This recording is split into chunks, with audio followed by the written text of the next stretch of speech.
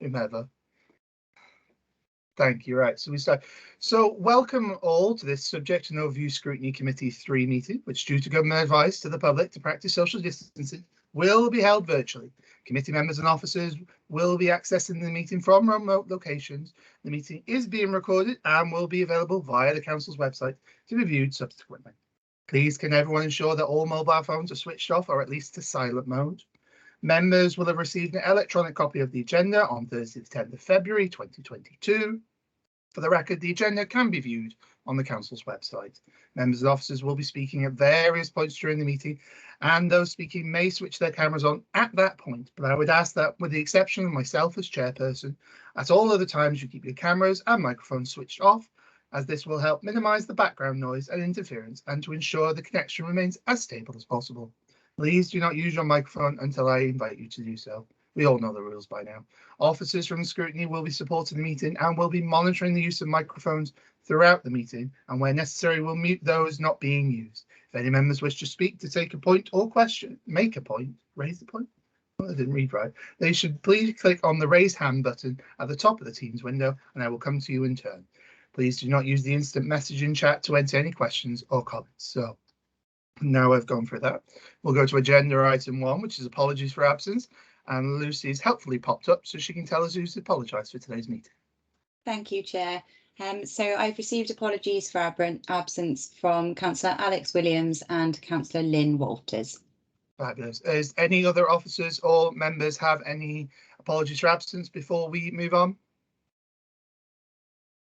I'm not seeing any hands going up, so we'll move quickly on then to agenda item 2, which is declarations of interest. Do any members or officers have any declarations of interest they would like to declare at this moment in time? Obviously, you can declare later on in the meeting. We're not precious over it as long as you do it. Nope, fabulous. Okay, we'll move then on to agenda item 3, where we have the strategic transport schemes. And Janine is going to talk a little bit, and we have a number of questions. So whenever you're ready, Janine. Thank you so much, Chair. And for the purposes of the recording, I'm Janine Nightingale and I'm the Corporate Director of Communities.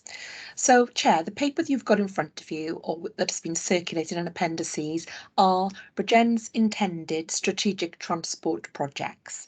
Now, what this paper will do, and has done, is provide an overview of our current and potential future strategic transport projects and schemes, and these were reported and endorsed by Cabinet in December last year. So these may go forward for any future phases of the Metro programme, and also we would look to seek other sources of funding to take these projects forward. Now, they form a very important part of the Council's strategic transport priorities, and these are discussed at length with Welsh Government, Transport for Wales and Network Rail before we put them forward. They have to be in line with national policies, plans and objectives, and they are also key to being part of our local transport plan. We have to produce one of those, and they're also implemented in our local development plan. So they're well embedded in policy of the council, and both locally, regionally and nationally. Now, the projects that John Parsons and the team will take you through really do facilitate the use of public transport and active travel infrastructure throughout the borough. So for that reason, they contribute highly to our wellbeing objectives and our 2030 net zero carbon agenda. And that's something that is, we're very concerned about, and something that we need to drive forward to improve connectivity in our borough, connecting our communities and trying to achieve, or striving to achieve, that net zero carbon agenda, Chair. So importantly, they do help improve accessibility for people and communities so they can be more resilient. Also, they assist that these transport networks will assist regeneration schemes. Now, there's a couple of things that I want to point out just before I hand over to John. I'm not going to go into any more detail about the schemes because John can give a summary of what's in there. But just to point out a couple of things, really. First of all, Chair, that the list of schemes are in alphabetical order. They're not in any priority order. They're just listed for that reason, just to make that clear. And the second thing then is how each of these schemes have been prioritised for inclusion in this strategic transport plan is we have agreed criteria in our local transport plan that reflects national aims and objectives. So we look at what we're trying to achieve nationally and regionally. We've got criteria. So the reason we're bringing these schemes forward are all in line with the national objectives of Welsh Government and the 2030 net zero carbon agenda and our wellbeing objectives. So that's the reason why those schemes are in there, the current schemes and future schemes, Chair. So I'll stop there. And if I may, I'll hand over to John Parsons, my Chief Planner, because John has responsibility not just for planning, but for development. And a key part of that is strategic transport. So I'll hand over to John to take you through the presentation, Chair, and then we're more than happy to field questions. Okay, thank you.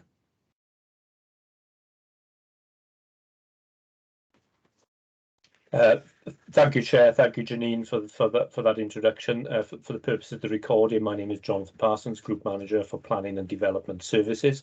I think members may be relieved to know that there isn't a tedious PowerPoint presentation due to technical reasons, which may reflect my IT skills probably more than anything else.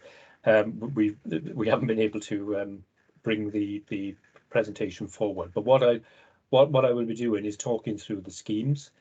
We also have in this meeting, we have Quaco and Joseph from our strategic transport team that have been working in some detail with the schemes, and they can provide a lot more detailed background information. So I'll run through the schemes, and if there are any questions on then we can certainly sort of answer those at the end. Or if you would prefer, Chair, if somebody does have a question as we go forward, then I'm quite happy to break the presentation to answer that. It's however members feel it's the best way forward. Just before I go into the schemes themselves, I would sort of reiterate a little bit what Janine has said. That these are public transport active travel schemes. These are fundamentally non-road based or traffic-based schemes, and there will be a future strategy on road improvements, and that will come through via the work that we've done on the LDP. That's for another time. So it's not to say that these schemes are ignoring any road improvements, junction improvements within Bridgend, but these are focusing on public transport active travel, and that's the crux of the matter, because that's where our funding is coming from where government and CCR, and that's why we have to identify these projects now to go forward. And it's quite important that the council has a list of schemes that we can start pushing up the regional and the national agenda when the funding becomes available. Also, this year we will be looking at being part of a regional transport plan. And that's something that's going to happen this year, and we need to have these schemes ready to be inserted into that regional transport scheme when the right time comes. Further on, we may have regional development plans, and again, these schemes need to go forward with any future strategic development plan. Just to sort of look at the projects, then I'll sort of briefly run through them, and they're not in any particular order, as Jean said. They're alphabetical, not in order of ranked priorities. It's just that this seemed to be the fairest way to do it. But first of all, we've got our active travel programme. This is an ongoing project. We have recently, just before the end of the year, we submitted our new active travel map, which is the revised map, which we did originally back in 2013, but this is an update to that. That's now gone off to Welsh Government, and hopefully that will be approved and the routes that are outlined in that map, then we can take forward as part of our active travel programme. Over the last couple of years, we've had close on £11 million funding for our active travel, which is not inconsiderable. And we have also delivered a lot of those routes, and we are continuing to deliver those active travel routes. It is fundamentally the main source of our active travel funding is through the Welsh Government grants, and it's important that we keep that those schemes alive, and the evidence and the information with those schemes needs to be up to date as possible. So we are continuously updating our active travel programme, so that when the funding the application funding comes in, we have schemes that we can put forward, and they have some certainty of being approved. And we have recently just put in a bid for active travel funding for the next financial year. It's very close to £5 million in itself, and that's including the Safe Routes in Communities work as well. I should add here that we got a very small strategic transport team, and about 50% of it is actually on this call at the moment, and they've been working very hard to get that funding for us as an authority. So the active travel programme ongoing, we do this every year. And the difference this year is that we've got an updated active travel network map. The second project we've identified is Brackla Halt, or a new railway station at Brackla. And some members on this call will be aware that this is quite a long-standing project. It's a long-standing aspiration, and it probably, if I'm not mistaken, will go back about 20 years. Where we identified that there's a potential need for a railway station at Brackla, and this is to serve the large residential area and also the business uses in the industrial estate and Bridgend industrial estate. It's been in and out over the years.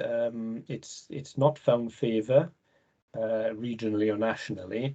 However, shortly before the end of the year, when Transport for Wales published its proposals for the South East Wales Metro, lo and behold, Brackla, a station appeared on it, and I think it's got there's renewed enthusiasm, and we believe that this is something that we should now promote a little bit more on the regional and the national stage.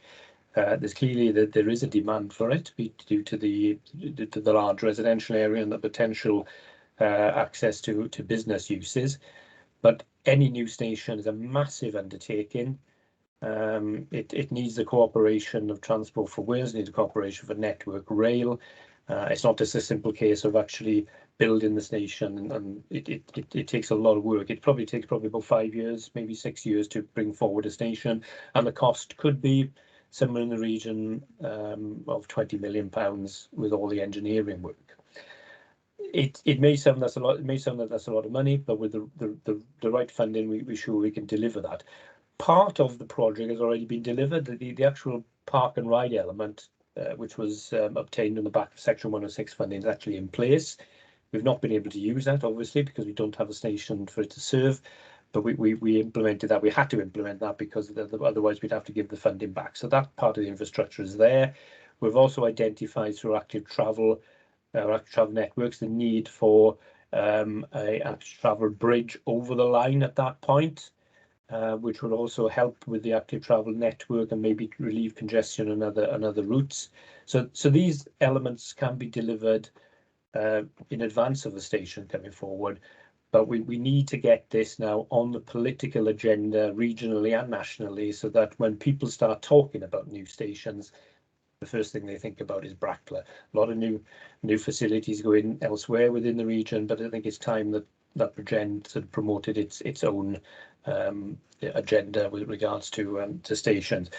Again, this does tie up with enhanced frequency on the Llinvi Valley line, along with all our other stations. So having an additional station there would also be beneficial to any further service enhancements along that line.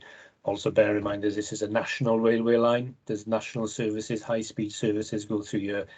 So it's not quite as simple as just putting up platforms. There's a lot of work involved with that, but we think it's important to include that as part of our strategic project. We also have Uni Road Interchange. Now, Uni Road in Maesteg, it's next to a major redevelopment site, regeneration site, next to a former factory. But even without that regeneration site, there is still a considerable case to have an interchange at that point. And when we say an interchange, we're not just looking at a park and ride, which is the usual terminology. We're looking at a genuine transport interchange where you would have bus, active travel, and a park and ride, all in one place. And it's a little bit more than just a car park. This would be a proper integrated facility. You'd have taxi facilities and bicycle parking and so forth. So this would be quite a considerable project. But fortunately, it is one that can be delivered relatively easily with through existing funding streams or via Section 106 money. It's also key to delivering that enhanced frequency on the Flynville Valley line that I've mentioned previously. So this is why we've included this project as being one of our key strategic transport projects, because that ties into that particular project, which is being undertaken by Transport for Wales and Welsh Government. We're not technically part of that, but we are closely involved as we are the local authority, and we are involved with the various consultation WellTag stages that are involved with that particular process. So this project has come out on the back of that project for the enhancement of services on that line. So this is part of that's fallen out of the early WellTag stages, and it's also one that's been mentioned a few times in national and regional rail strategies. We've also included the Ford branch line, or we should say it's the former Ford branch line, as the Ford factory has now ceased operating. But the railway line that was put in to serve that factory over 40 years ago is still there. The rail bed is still there, and you will all be aware that there was a level crossing that crossed the A48, and trains are able to access the Ford factory direct. It is in need of some work. Network Rail own it. They are responsible for it, and they've accepted that there is work needed to be done there.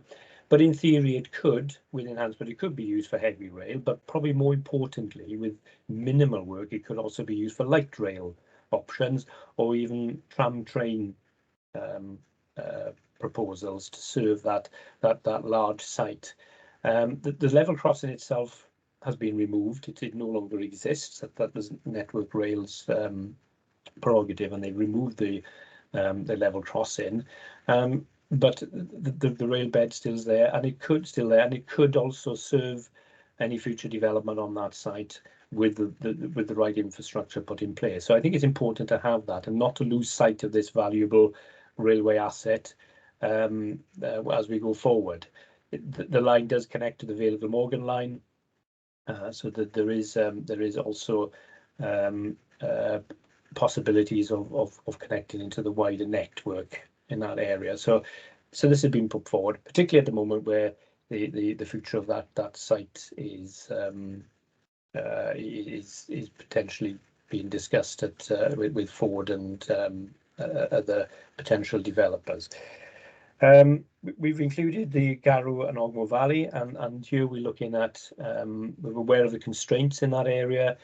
We're aware of the need to focus some public transport enhancements in that area, and here we're looking at rapid bus infrastructure, and we need to look at some feasibility of how that could actually work in practice, because we're more or less restricted to the current road network, but there may be opportunities to give bus priorities in certain areas.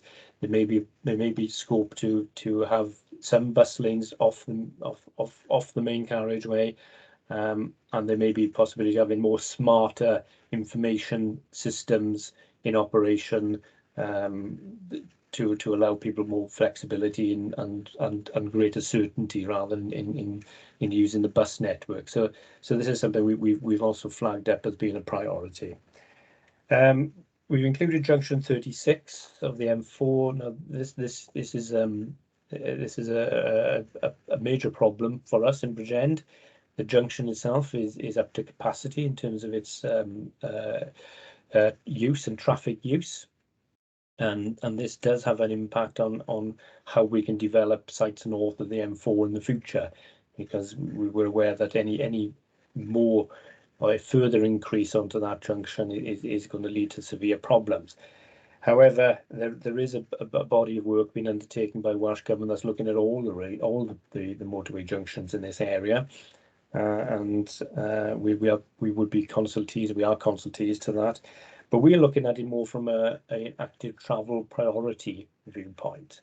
That if we can prioritise and develop active travel routes to navigate that junction, that would certainly help and relieve pressure on there, and maybe even a link into the wider network. So we're looking at it from that angle. Anything that comes through the Welsh Government review of the junction, again, we would have to look at in more detail. But we are certainly looking at feasibility of enhancing active travel routes through that junction, make it easier for people to get from one side of the motorway to the other, and make it more commodious then to use active travel. Pemprisk Road Bridge replacement. Now this refers to the current single carriageway bridge in Pencoed, Pemprisk Road in Pencoed. Now there's considerable congestion problems in Pencoed. There's also the level crossing, which is responsible for much of that congestion. And the aim of the project will be to replace the single carriageway road with a double carriageway to allow greater flow of traffic and also include pedestrian and active travel routes. And then the second phase will be to close the level crossing at Pencoed and provide active travel route over the existing railway line. Nationally, level crossings are viewed as being inherently dangerous. Network Rail has got a programme of removing where it can remove them, level crossings. You've probably, members have probably seen footage, and not in Pencoed, but in other more remote locations where there have been a lot of near misses and sadly some fatalities with people accessing level crossings when trains are in the area. We're also mindful, again, going back to the enhanced frequencies along the Thingley Valley line. If we put more trains on the line, there's going to be more need to close that level crossing, and there'll come a point that where there's more rail frequency, then that level crossing is going to be shut more times than it's open, and that's going to cause problems in the area, and people are not going to be able to move around that community as easily as they should. So the project is quite a significant transport project, and that's something that we are working on currently.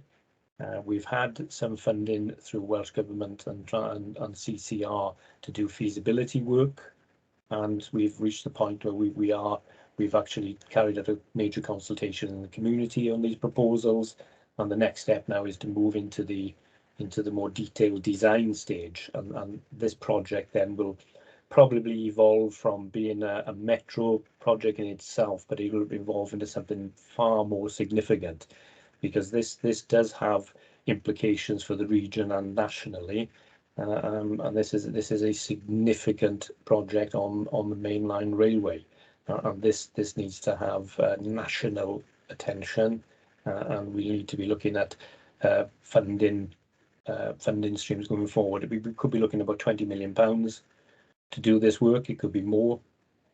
It is a big project, one of the biggest civil engineering projects that this authority has undertaken. So this is quite significant. Also of significance is the next project, which is the Porthcall Metro Link, and this is the bus facility in Porthcall. We are quite advanced with this project. We've had funding through CCR to develop it, to look at the feasibility and to actually construct it. We're at the planning stage at the moment, and the intention is to move on to site later this year and have it complete by this time next year. Quite ambitious timetable.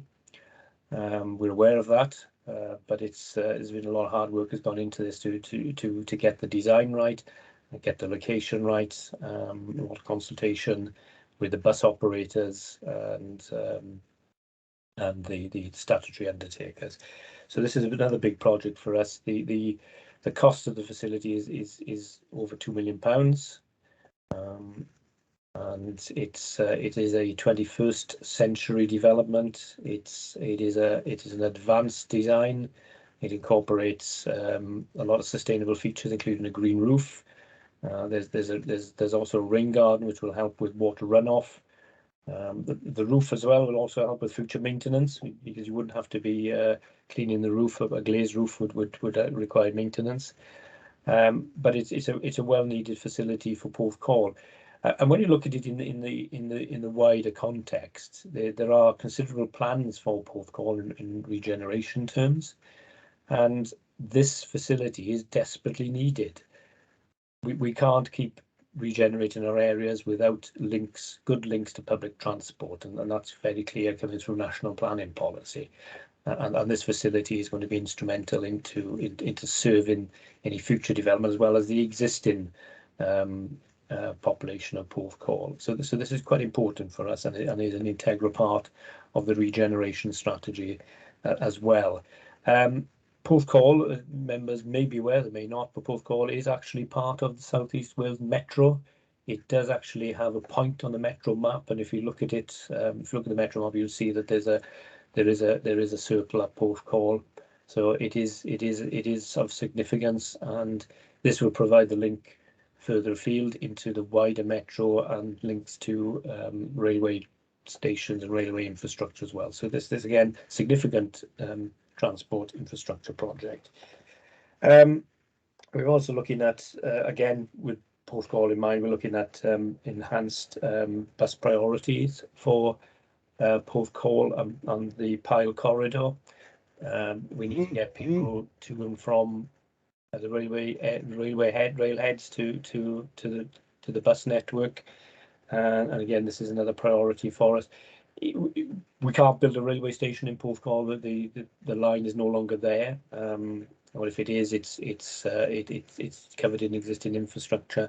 But we could look at enhancing that bus connectivity, and with a view in the future is we will be looking at some sort of low carbon, low emission vehicle route going forward in the future. Well, we need to get that infrastructure right. We need to get the priorities and the enhancements right, but we need a lot of feasibility work to inform us as to how we can do that.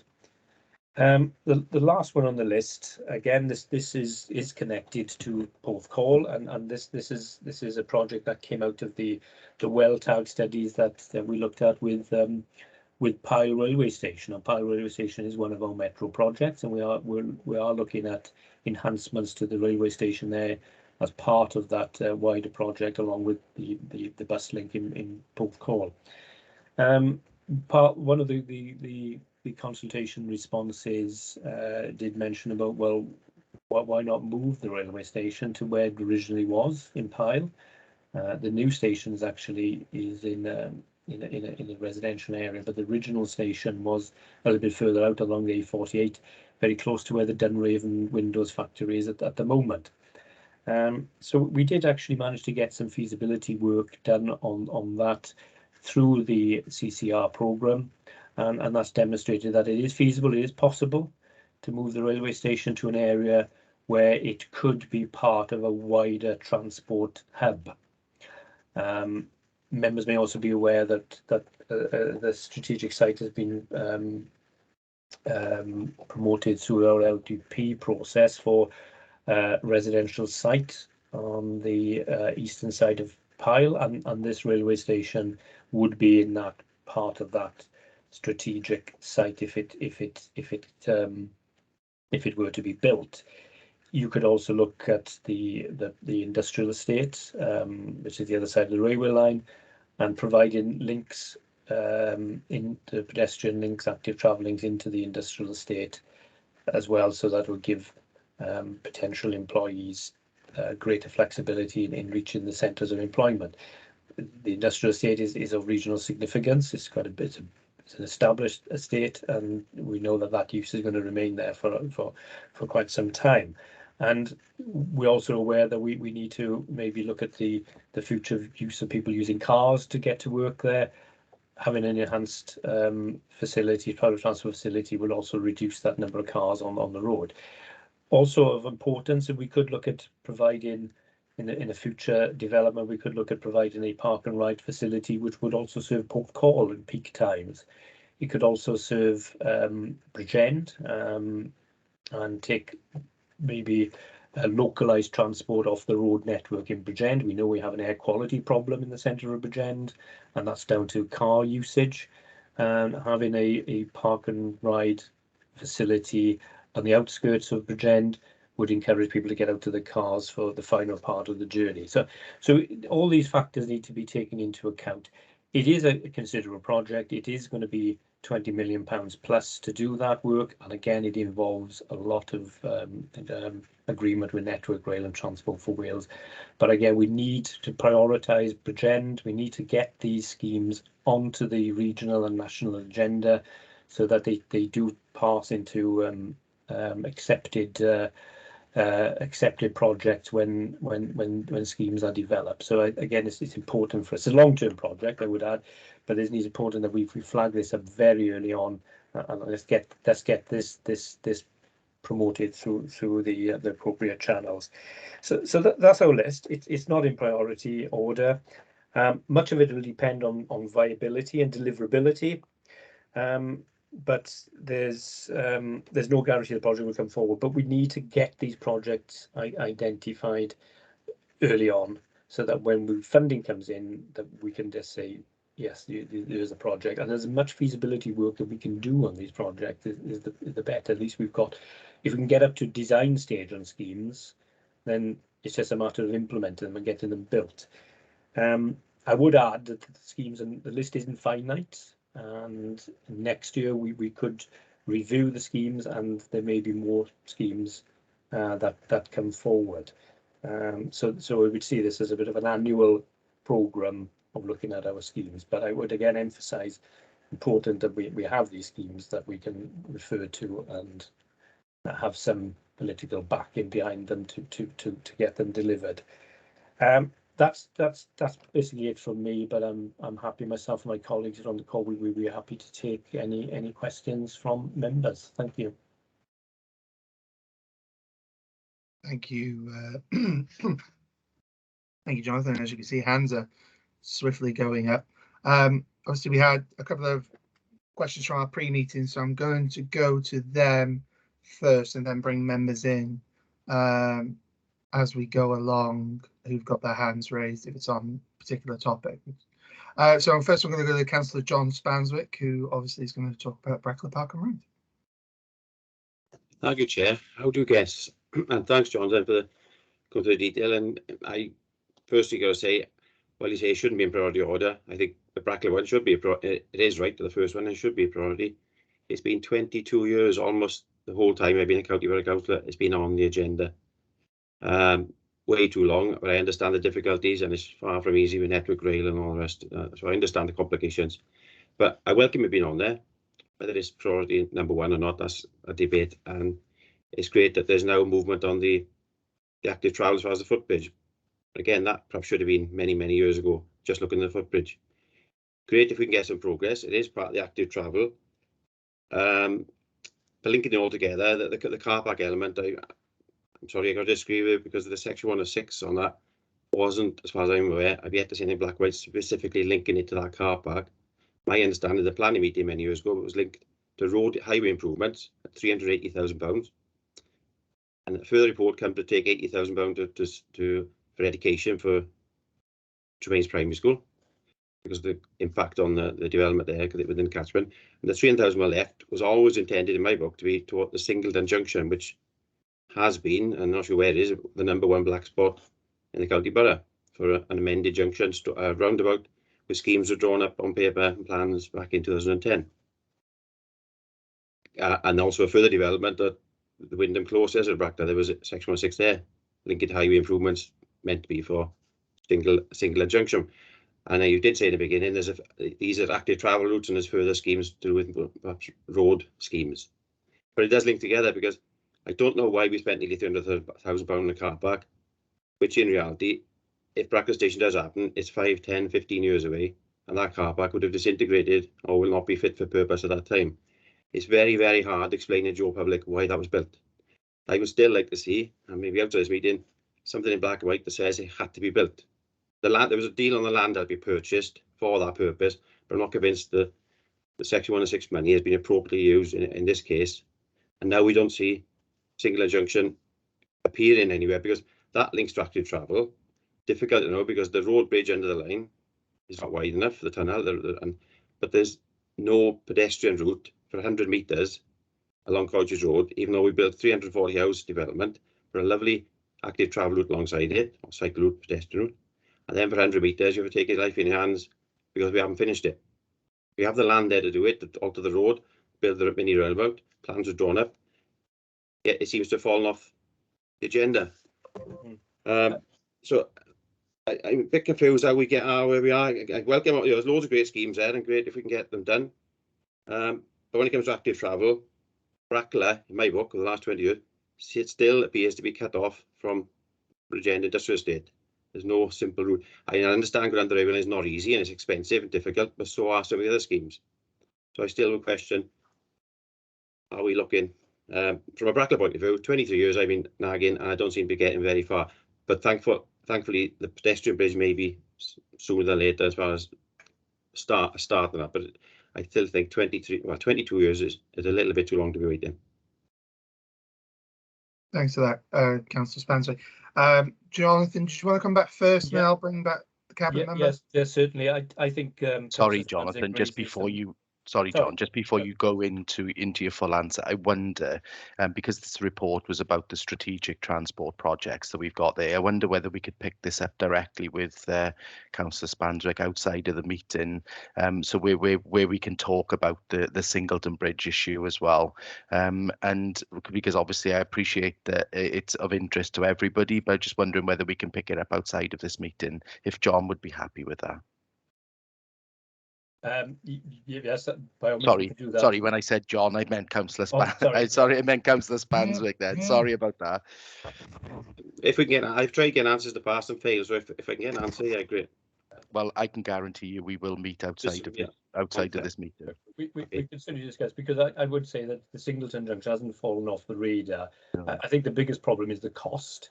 £380,000 will not pay for the design, or it would never go, it wouldn't scratch the surface. It hasn't fallen off the radar because we are currently looking at this as part of an active, maybe looking at an active travel scheme, but the issue will be that it's going to prioritise pedestrians and cyclists over cars, and that's not going to solve congestion, but it might make it safer. But we can certainly sort of pick this up later on. It's not on the on the listed project because it is mainly a road project, which may come through later, but it hasn't escaped our attention in terms of active travel, and that's maybe part of our active travel schemes in the future. But yeah, we can certainly pick that up in a separate meeting if that's okay. Thank you, Chair, for allowing that.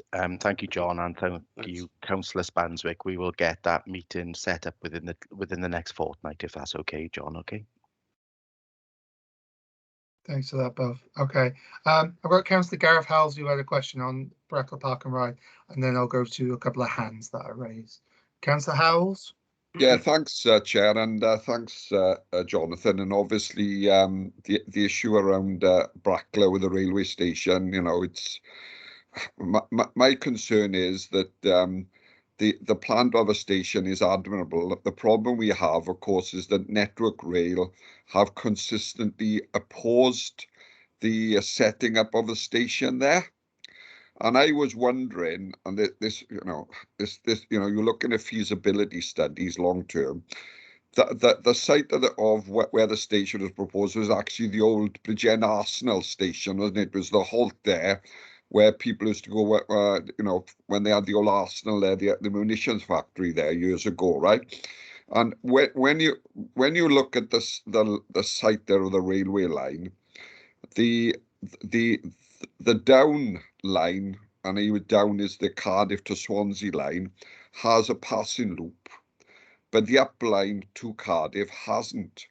And I was just wondering, long term, is there any merit in looking at possibly, if you're going to build platforms there, that one of the arguments, I know it'll probably cost a bit more money, but it may shut down Network Rail complaining about because of frequency, etc., and fitting trains in, whether that's something we can look at. And what is you said that it's in the Transport Wales plan, but what is your understanding of Network Rail's attitude to it? Because that is my one concern on this.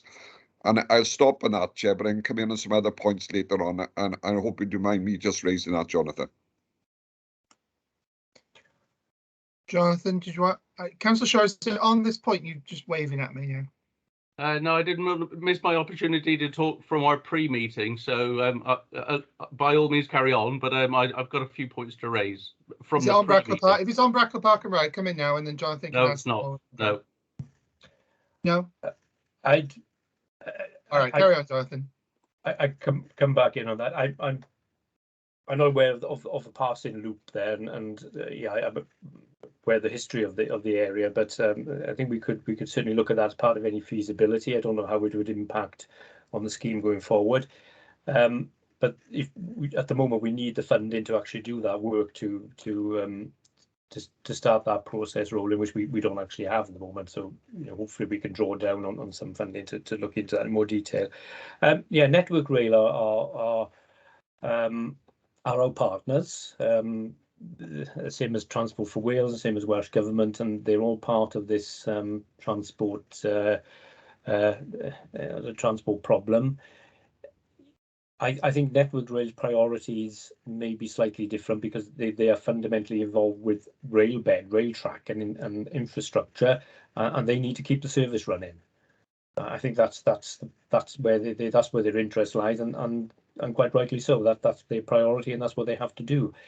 And this is where what I mentioned before is that we need to get these schemes pushed up the political agenda so that they are recognised at Welsh Government level, so that the appropriate ministers in Welsh Government can actually then prioritise and put the case forward on our behalf.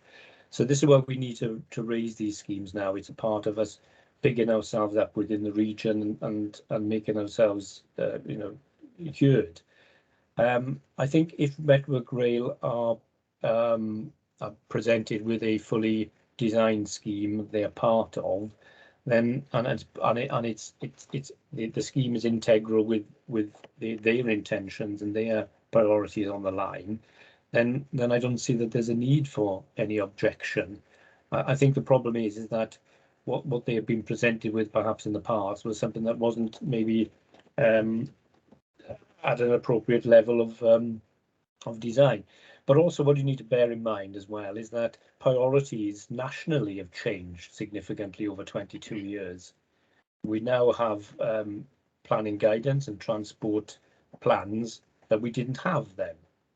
And a lot of that emphasis is now on enhancing public transport, whereas 22 years ago, it was more about relieving traffic congestion by building our way out of it. That's a complete change around, and it's a change around for me, and I've been in planning for 37 years, and this last 10 years has been a completely different sea change in planning policy as well. And there's more emphasis on sustainability, there's more emphasis on carbon reduction, there's more emphasis on ecological enhancement. So there has been a change nationally, and that needs to be reflected in the schemes that come forward. Now the difference is that with Transport for Wales, it has control of certain lines in Wales, but not this line. This is a mainline line railway, and that still remains under Network Rail.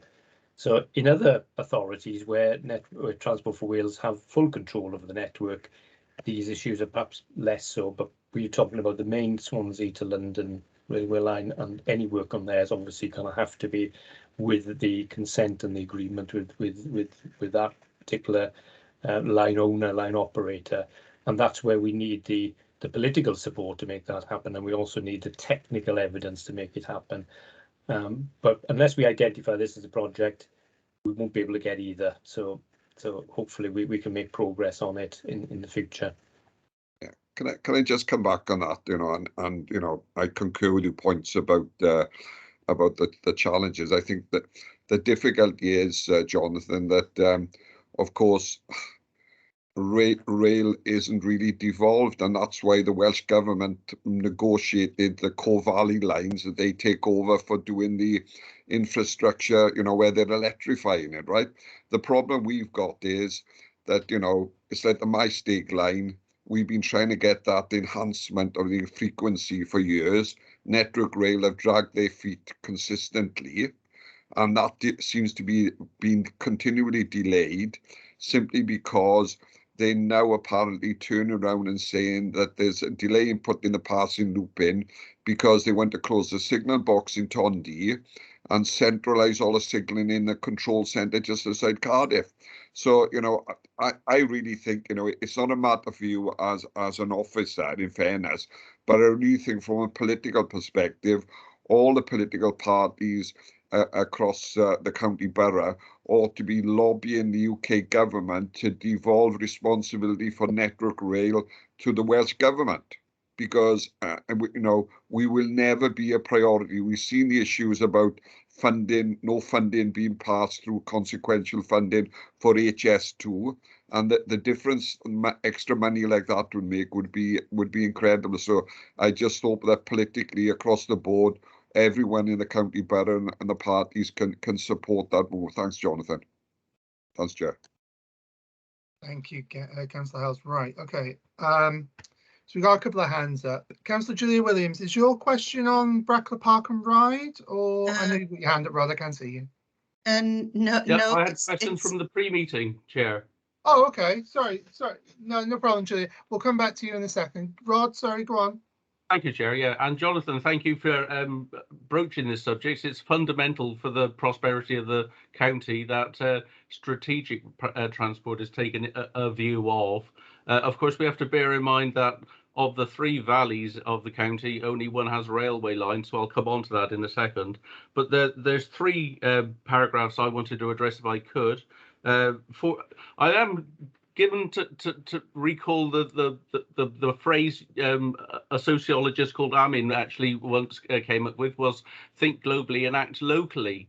And I think that's what we need to do, because developing certain areas but not developing others leads to increased deprivation in those areas just by comparison. But there's several restraints, I think, on valley communities that we need to look at and consider in the strategic view, I think. So 4.3 is active travel, and Quaker will tell you that I've worked with Sustrans on a route in the Garry Valley, which is tarmacked, 4.5 miles long. Sustrans came up with 6 proposals and a preferred option, and it's never been developed. All it needs is linking in to Route 4 to make it a viable active travel route and leisure travel as well, but it's never progressed. So that's something to put onto the burner. The next one is 4.8. And I was rather intrigued by the expression rapid bus system, because you'll know in the Garry Valley again, there is only one road in and it's the same road out. So there are no places where you can have bus priorities. Frankly, we're lucky if we can get a month without roadworks and temporary traffic lights on the single road. So there's significant issues there. It could be addressed by another relief road going through to Jumbo Hill, the Brackler Road, the Bettos Road, but that's another major investment. So you've got problems getting transport into the Garry and Ogmore Valley, partly because we don't have trains. Equally, and beyond your control, but needs to be considered strategically, is that our public transport, laughingly called public transport, is owned by a private company, and as a private company, their duty is to their shareholders. So we end up in the Garry Valley with, at best, one bus every half an hour, and frequently there is no bus, so you have to wait an hour for the next bus. So people relying on public transport, frankly, cannot get employment based on the bus timetable. Even worse, on a Sunday, it's only one bus every 2 hours. And the last bus is 5:30. So it's not working public transport, which increases the problem of private transport in a restricted area and increased parking, which causes congestion. It's a complete domino, Jonathan, as you know. And until we address the non-train public transport solution, I think we're going to further deprive the valleys. I'll let you cogitate on that, but the final one links into what my colleague Councillor Helms was saying. Was Tondy station was meant to be a station for the valleys, to link to the valleys, but there is no bus link to it. So if you come down the Garw Valley, it carries on to Bryn Cethyn and over Junction 36, the well-known Junction 36, but it doesn't go anywhere near the Tondy railway station. So there is no viable link across the Valley Gateways area. So that transport corridor needs to be addressed as well. I think I've probably said enough because I forced my way in, Chair. But they're all things that were raised in the in pre-meet, and they're fundamentally important, I think, to consider as part of the strategic planning of transport in the county. Thank you, Jonathan. Thank you, Councillor Shaw. Sorry, members, you may have noticed my background and screen has changed. That's because I was kicked out on my computer. I had to join via my phone, trying to get back in on the computer. So I may change back by the time Jonathan has finished. But Jonathan, would you like to answer Councillor Shaw's many questions? Yeah, I think what you've raised, Councillor, is perfectly valid. I wouldn't disagree with the comments that you've made and the observations that you've made. Yes, it's challenging, it's difficult, and it's far from ideal. But what we need is to investigate what can be done, and we certainly need resource and funding to do that, and that's what we would do, and that's why we've raised this as a priority rather than something that's on the back of the shelf, if you like. I've done quite a lot of work in planning, but by no means not an expert in transportation and types of transportation. And there are maybe colleagues on this call who have probably a bit more knowledge on that. But these are the things that we have to look at. We're well aware of the constraints, and we know that this is going to be challenging. But where we can make enhancements, where we can give priorities, even if it's only for short stretches of those roads, that would certainly improve the network. I'm fully aware of the constraints with private operators, but I think what we can do as an authority, as a transport authority, is to look to make the conditions and the infrastructure as friendly as possible to ensure that the operators take full advantage of it. But also bear in mind that this is not just a Bridgend problem. I'm pitching this as a regional project as well. So this is something that we want to take to the Cardiff Capital Region and put this in as part of a regional transport plan, which would be not just this area, but it could be other areas within the region that have similar constraints, and we want to develop systems and schemes and enhancements that would probably cover other areas as well. I don't have all the answers. I don't know how feasible it's going to be. At the moment, we have no resource to do this, but by identifying this as a project, we can hopefully withdraw down a resource in the future. I'd also point out that part of this project will also to be look at the railway stations in the Valley Gateway area and to improve connectivity to those stations. So that's fundamental. That's in the report. It's a fundamental part of this project. Is to we're aware that some stations are more used more than others, but we know that in more frequent enhancements will make those stations perhaps more attractive to people, but they need to get there. And we need to have the right transport links, the right infrastructure at these stations to ensure that will happen. We have park and rides schemes in place. It was done under previous initiatives, but we need to go further than that. There's got to be direct public transport links. There's got to be up-to-date digital information for passengers so that they know exactly when the train is arriving. They know to the minute when they're on a bus, they know that they've got to be at the station at a certain time. So it's all about that connectivity as well. So fully take on board what you said, but this is the start of a project which we hope we can see some improvements out of it. But we're not going to solve all problems. We'll just get to see some enhancement. But we need to move this again up to the regional and the national agenda. May I just reply, Chair? Is that okay? I'll take that as a Yes, yes. Councillor Dove, carry on. Yeah, thank you, Jonathan. I'd say it's twofold, really. One is absolutely, as you say, to keep these issues and agendas, if you like, on the strategic level, so they're say not slowly witheringly dying off because they're not part of any strategic plan. The other one, I think there is maybe a possibility of immediacy, was the active travel route as identified. That's already been plans put forward to Kwaku. It's really a matter of just getting a small amount to open up 4.5 miles of community route put in place, but that's just putting that on a budget line, I suppose. The other bit is this strategy thing. You know, we have to pay attention to the bits which are already deprived of transport infrastructure and make sure they're not even further deprived by enhancing other areas and leaving those out. Thank you, Jonathan. Thank you, Chair. Thank you, Councillor Shaw. Okay, so I'm going to try and go to hands as I'm on my phone, so I can't really see everyone at the moment. All right. Councillor Julia Williams, did you want to come in and ask your question? Thank you, Chair. I mean, obviously, my question is about Pencoed Road Bridge. Is that all right? That's perfectly fine. You carry on. I haven't put my camera on. I'm afraid my illness this morning is not being very kind to me, and I don't want to frighten you all. My question is, I don't even know if Jonathan could answer this. I mean, obviously, all of we councillors are speaking, speaking passionately about our own areas.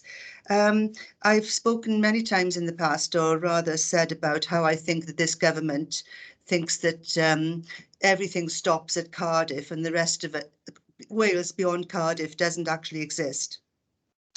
But I'm just wondering where, although you haven't put for the case, for the reasons you've said already, in order of priority for this meeting, but where do you think, in what category do you think, for example, Pencoed Road Bridge, because that's what I'm speaking about, is it 1, 2 or 3 in this so-called levelling up fund that the UK government have brought in? Because, you know, like Rod has spoken very passionately about his area, Gareth has spoken passionately, and John, you know, where are we all in this levelling up fund? I suspect if we're 3, I mean, these projects will not even see the light of day, unfortunately. And that's my first question. And my second and last question is about, perhaps Jonathan is more familiar with this, is the moratorium that currently exists west of the line in Hendra, which I represent. Would that be, could you confirm that this would remain in place should the line ever get closed? Should we ever have this road bridge? Thank you. Thank you, Chair. Thank you, Jonathan. Thank you, Councillor Williams. Jonathan, did you want to answer first and then I'll bring Jean, or whoever wants to go first? You both got your cameras on. Oh, and now Councillor Baldwin's in, so yeah. Jonathan, Chair, you go first. Chair, do you mind if I come in here, and then I'm going to hand back to Jonathan and Councillor Baldwin, if I may. With regard to the Levelling Up Fund, we have monthly meetings now, because obviously it's a UK government fund with Levelling Up. So we have monthly meetings with the team that are the Welsh team that have been put together to undertake this and to assist the grant funding. Now, what is very clear is we are allowed to submit a bid for each MP that we have. So we've got 2 bids for schemes around Bridgend, but we are also allowed to submit 1 strategic transport scheme for up to £50 million. Now, of course, our strategic transport scheme of choice is Pemprisk Bridge, and putting a new bridge in, and ultimately closing the level crossing to increase the frequency and everything that John has talked about. Now, when we've been having these conversations with MPs who are completely behind the scheme, of course, because of the regional significance. When we've been having those conversations and when we've been talking to members from the Levelling Up team, what they're saying to us is this is highly regarded as a transport scheme that will make a significant difference regionally, and not just in our borough, but in the adjoining areas around, because of the importance of that line that goes through Pencode. So what they are encouraging us to do is to submit where we get to with the design by this summer. Now, what they're talking about is June this year, was the initial date. Now, what is very clear is our designs won't be complete for Pemprisk Bridge by June. It's a very, very complex scheme to design out, but they're asking us to apply anyway, which I think is a very firm indication that they want to support us. Now, the other thing I would say, just to make you aware, and I'm pretty sure you are already, is that the timescales for this Levelling Up Fund is within the next couple of years. And when you're putting schemes forward, they want you to be able to have spend within that timescale. Now, of course, an infrastructure scheme such as this will take at least 18 months to design out, and we're in the process of doing that now, but will also take some time to implement, because it being on a live railway. So what we've asked as well is to take that into consideration. So any funding that they give will be outside of the envelope further than the timescales they've indicated on Levelling Up, and that's something they're also considering. So in short, I think they are favourably considering our bid, which is at this point, you know, they want us to put that bid forward. How successful we'll be will remain to be seen, but at this stage we're quite positive that it will be looked at favourably. But Chair, please may I give my apologies now, as I have a meeting with CMB and the Wales Audit Office, so I'm going to have to leave this meeting now. But of course you have John and his team, and of course my cabinet member, Councillor Baldwin, is still on the call, if that would be okay with you, Chair. Yeah, that's fine. Thank you, Janine, and good luck with the Corporate Management Board meeting. Jonathan, did you want to come in and give a response as well on the moratorium? And then we'll go to Councillor Baldwin. Yes, certainly, Chair. The moratorium has been in place for quite some time. It's been in numerous iterations of our development plan, and it's still in the current development plan, and is likely to go into the replacement development plan this year. The reason for that is due to the traffic issues in Pemprisk. In the event that the bridge is replaced and the level crossing is closed, and then it is possible we could look at the evidence to lift that moratorium potentially. And at the moment, just to bear in mind that the impact of the moratorium is that if you've got a single dwelling house, you wanted to convert it into 2 flats, then we'd refuse planning permission because of the moratorium, because of the increase in traffic generation on that basis. We've had an appeal decision recently where somebody wanted to operate a beauty parlour from their garage. They were on the wrong side of the track. We refused planning consent. It was upheld at appeal. So the moratorium is affecting all sorts of development. We're not talking about big schemes. We're not talking about strategic schemes. We are talking about small scale schemes. So we'll need to review that if and when the infrastructure is complete. But that'll be a while off yet. But yeah, we would have to look at that, but it would be based on the necessary evidence before we could actually do that. I don't know if that makes sense. I get where you're coming at, but we'll come back. Councillor Julie Williams, you put your hand in. Did you want to come back? I put my hand down because I'm a good girl, but thank you very much, Jonathan. That's very reassuring. Thank you very much. Okay. Councillor Bond, did you want to say anything before I move on? I won't add anything more into what Jonathan and Janine have said, but other than the fact that it just reiterates why these projects are put alphabetically into this report, because they Julia has asked about, or Councillor Williams, sorry, has asked about the priority and how this fits within Levelling Up. There may be that Levelling Up is good for the Pemprisk Bridge, and we would be looking at other funding avenues for other options. So that's why they put in alphabetically rather than in priority status, because we take funding from whichever avenues we're able to access to make sure that we can deliver on these projects. And I think the question's already been answered on the moratorium, but thank you, Chair. Thank you. Thank you, Stuart. Thank you. Thank you both. Okie doke. All right, I'm going to go to Councillor Clark, who was next on my list from the pre-meeting on the Porthcall Metro. Thank you, Chair.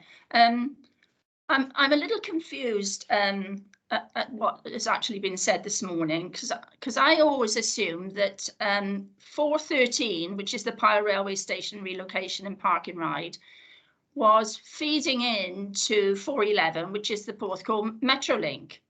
Now, being a layperson, I am thinking to myself, if we look at the parking ride as point A and the Metrolink as point B, why sensibly would we be ploughing money into point B before we've sorted out point A?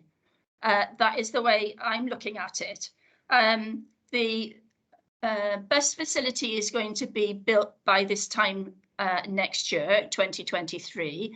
But going on what Jonathan said this morning is that if we have to move the railway station to provide the park and ride facility, because we know that it cannot be feasible now at the Pyle station that is at the moment. Jonathan said a new station is a massive undertaking and it takes 5 to 6 years for that to happen.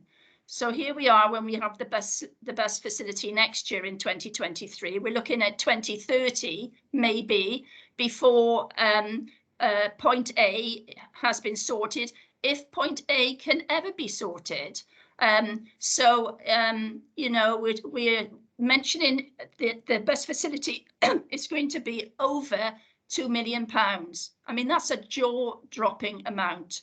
And I believe, please don't quote me, initially it was going to be £850,000. I'm not quite sure on that, but now it's going to be over £2 million.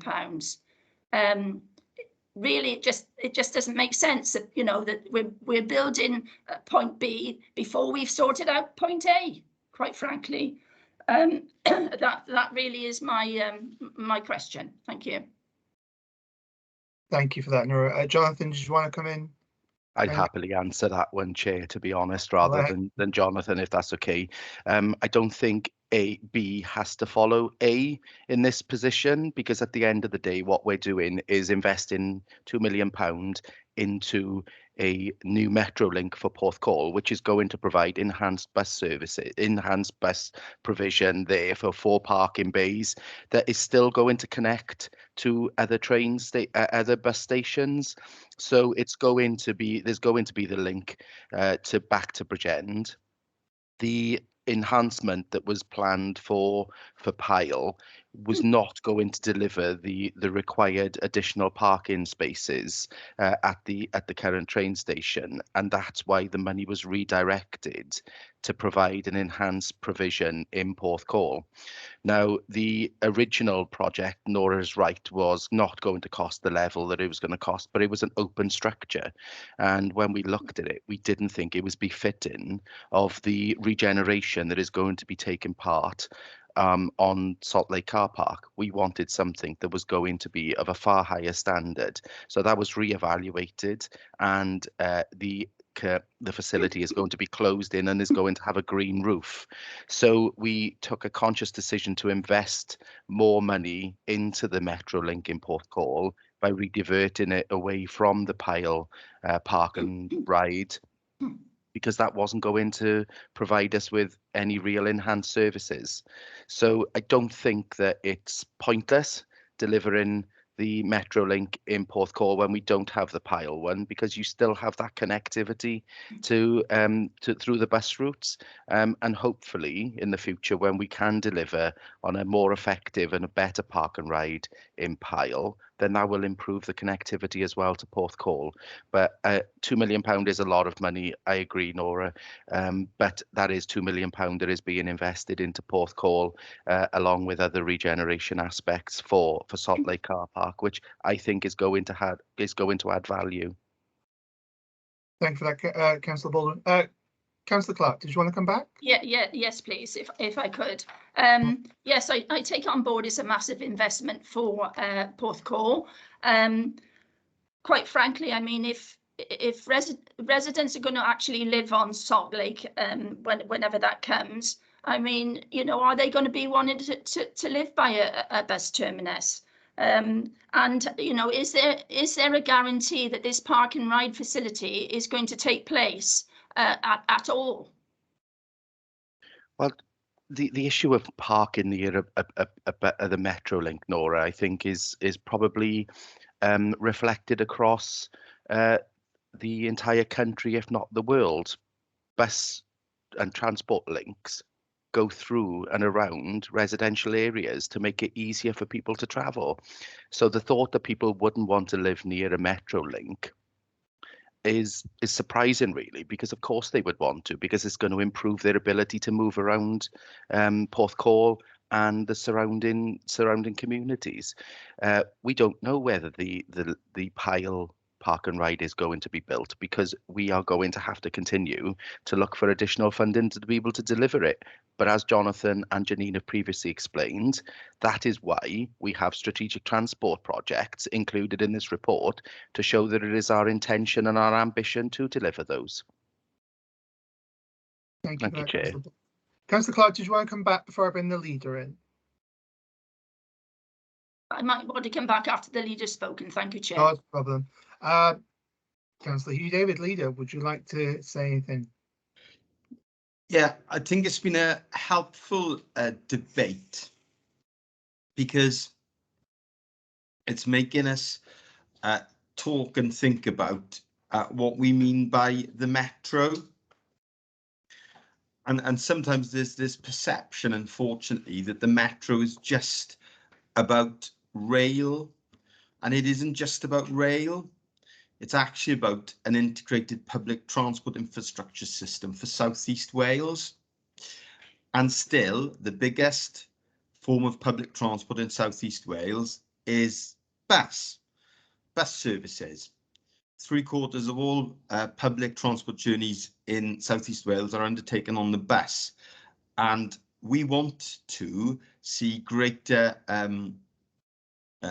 use of buses, particularly in Bridgend, where, as Councillor Shaw has reminded colleagues, many of our communities do not have access to direct rail services. And Porthcall is on our busiest and most popular bus route between Bridgend and Porthcall.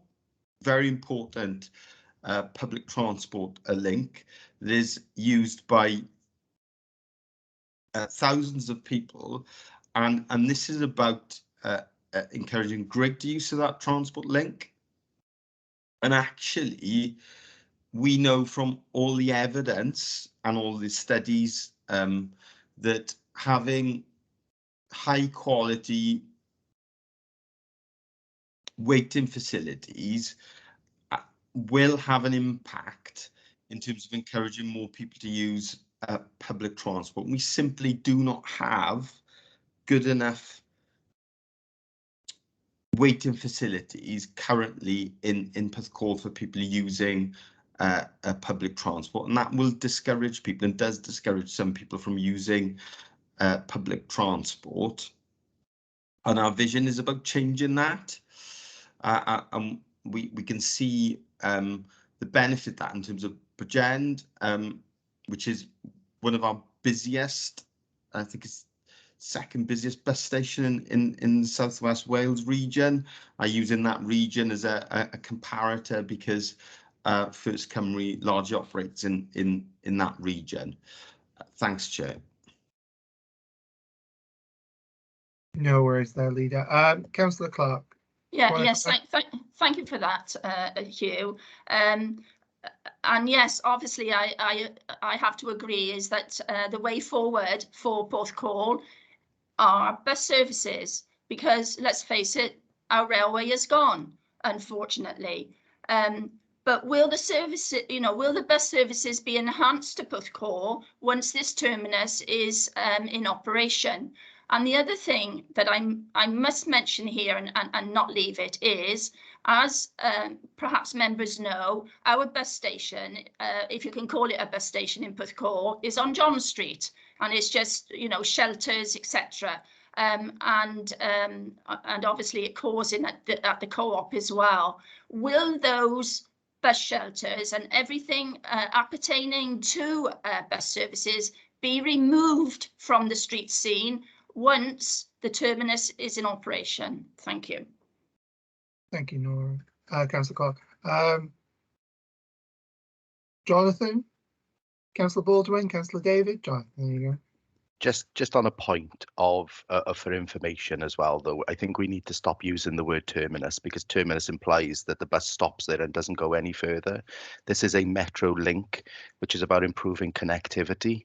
So I'm glad that this is going to be about how we can improve the connections. So I'll leave Jonathan to answer the questions around the bus shelters if he has that answer.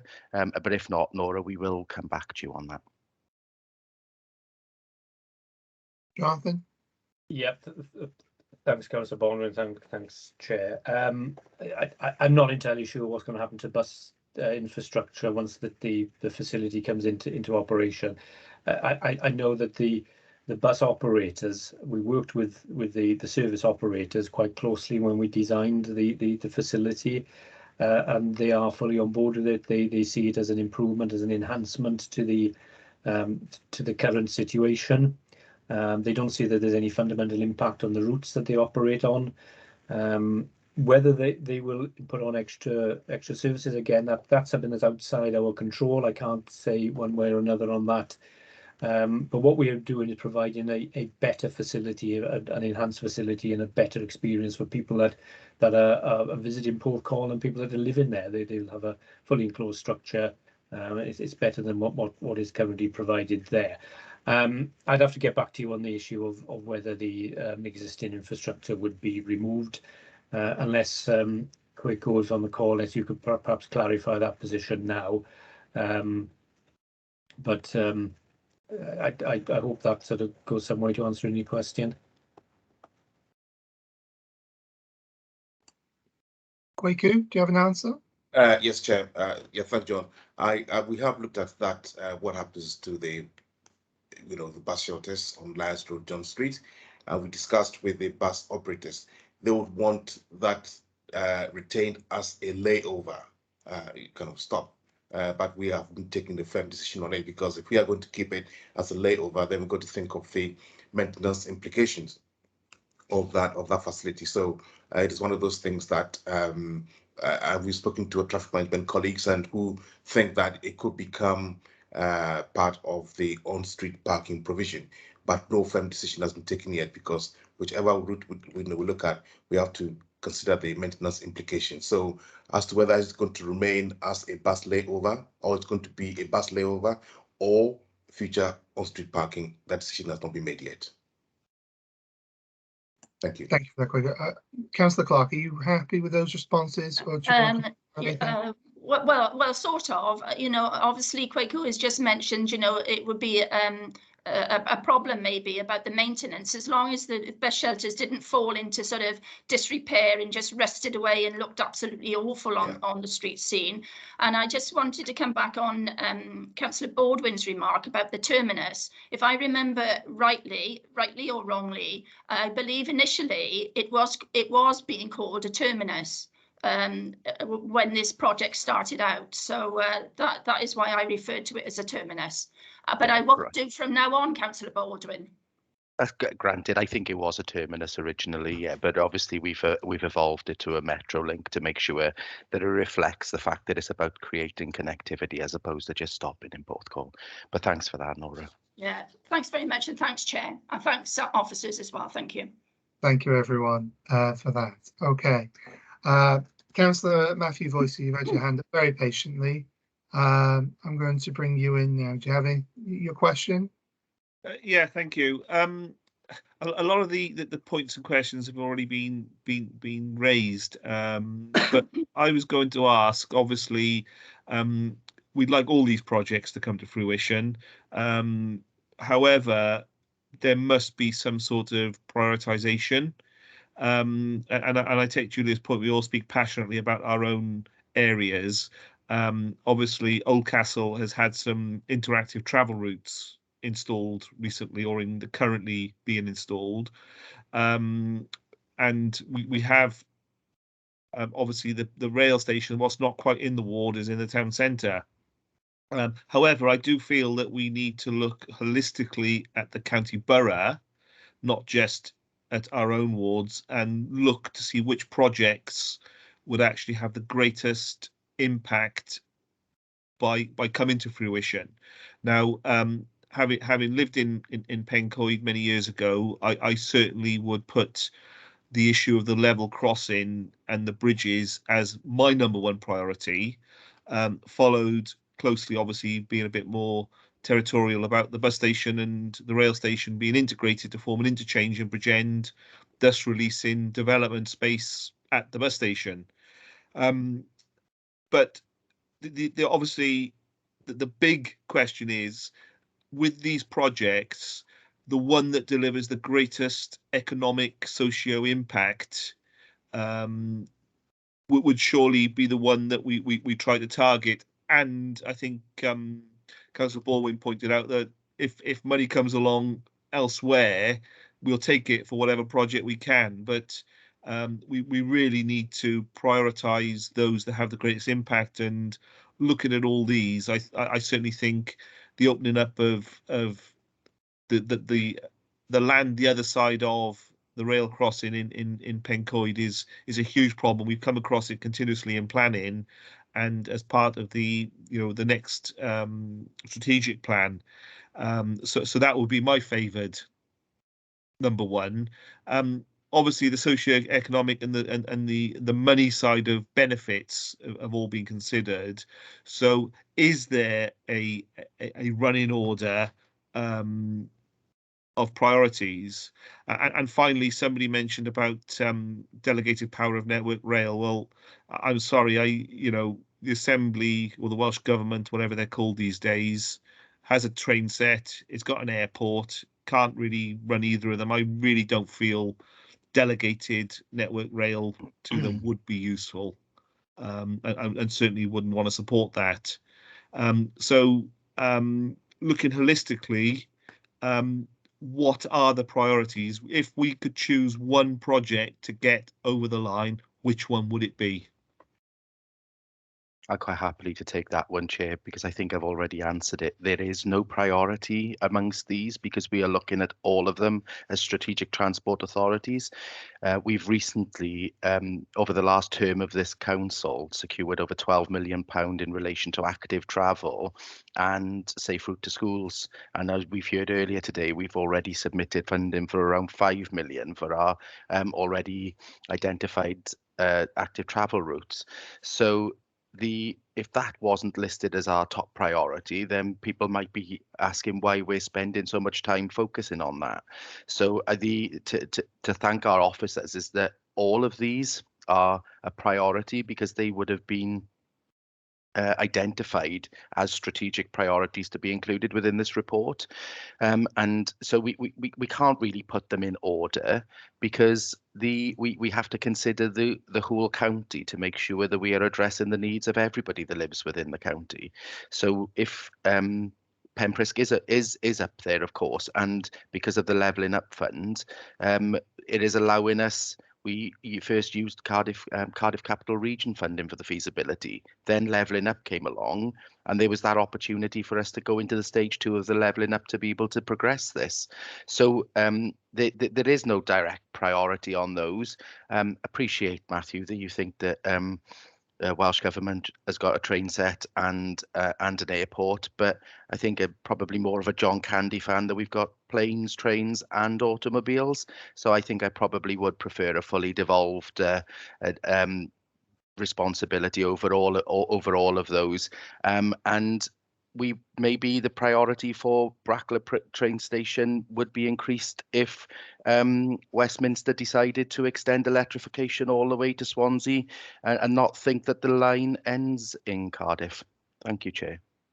Thank you for that, Councillor Paul. I think we'll leave the constitutional questions for the devolved issues to the Senate, I think. But thank you anyway. Councillor Voices, did you want to come back, or would you like a response as well from Jonathan and Quaker?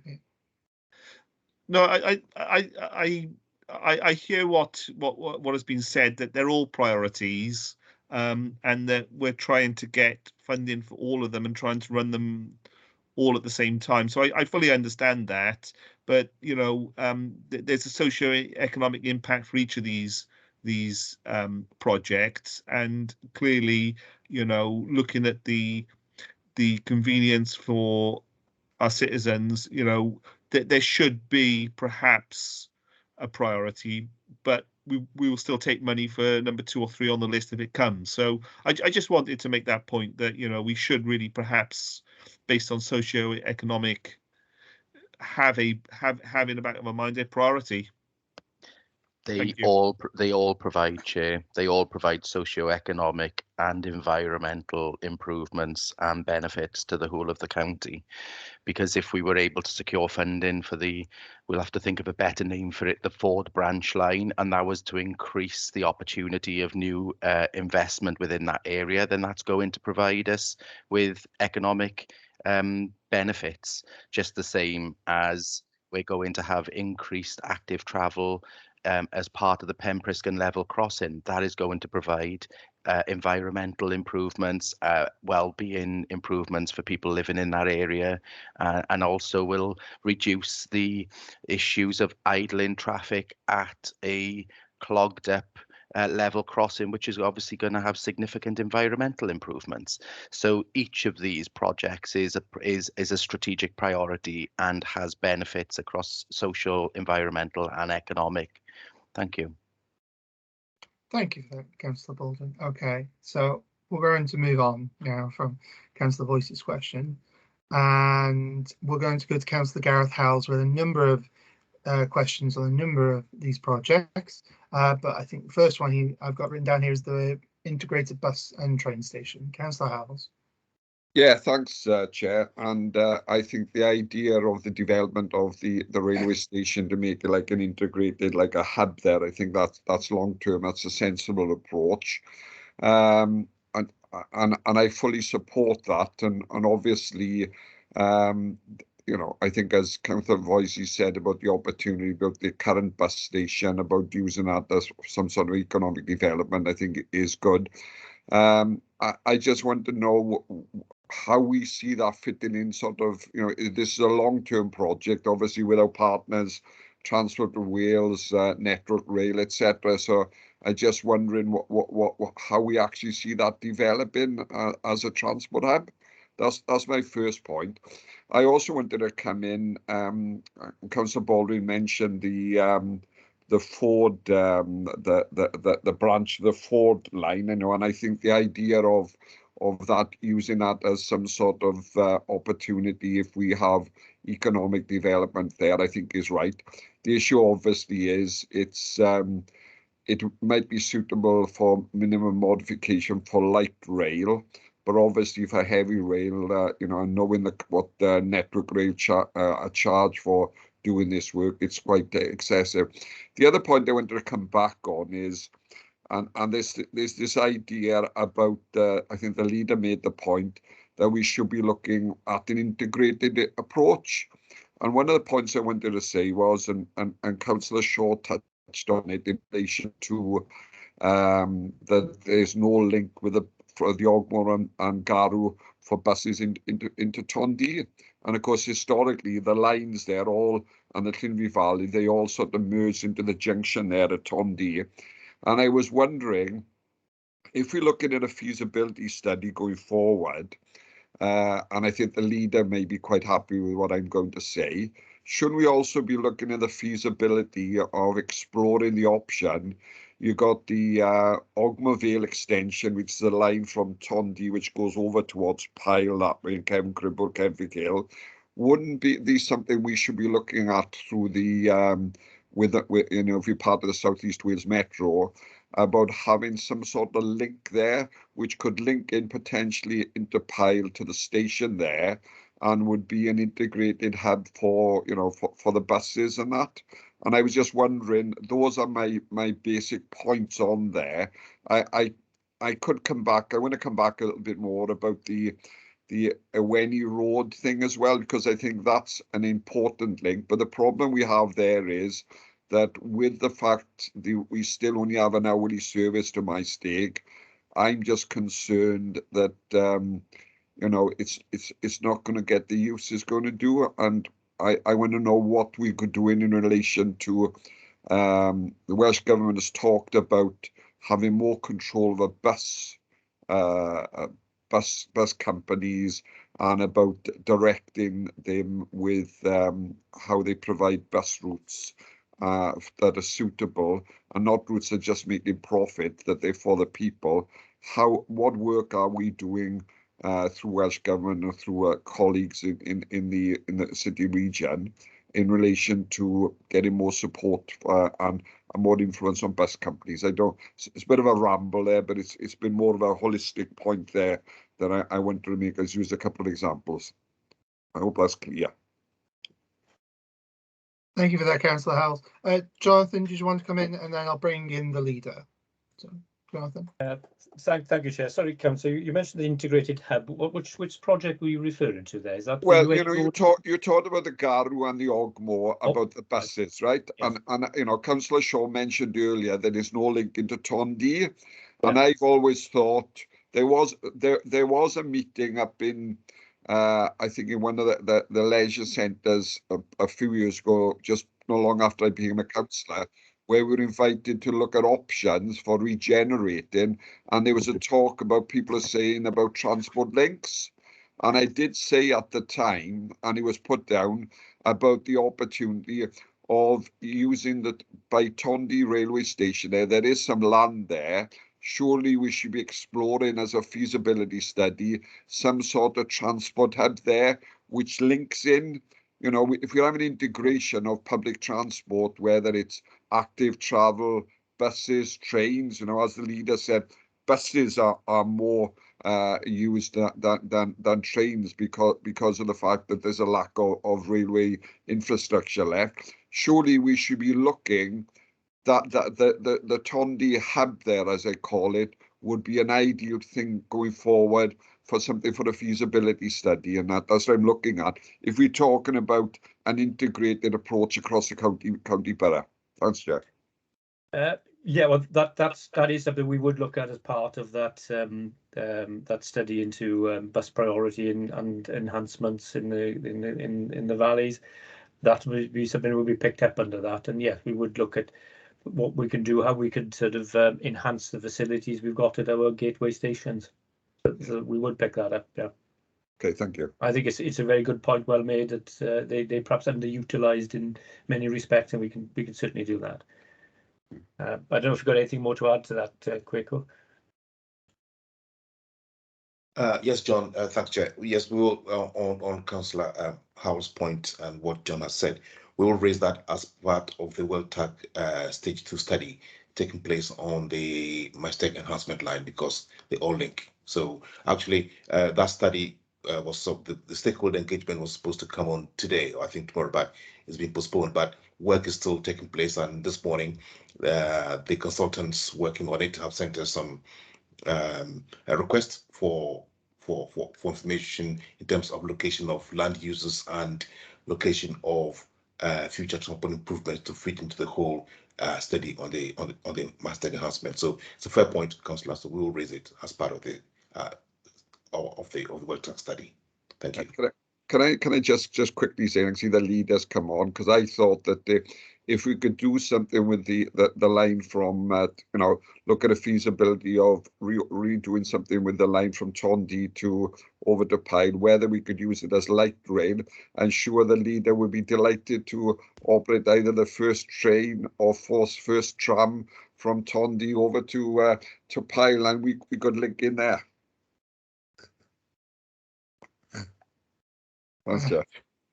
Thank you very much, Councillor Howells. Leader, did you want to come in? I suppose I should decline interest, really, as a member of Kevin Grill, the organisation that maintains the old signal box that hasn't been used for a long time on the railway line. I think Councillor Howells makes a very good point around the capacity that is there, because that's an operational railway line that is used very infrequently, has been since the ending of coaling operations at the former Margam mine open cast, and that was its primary purpose.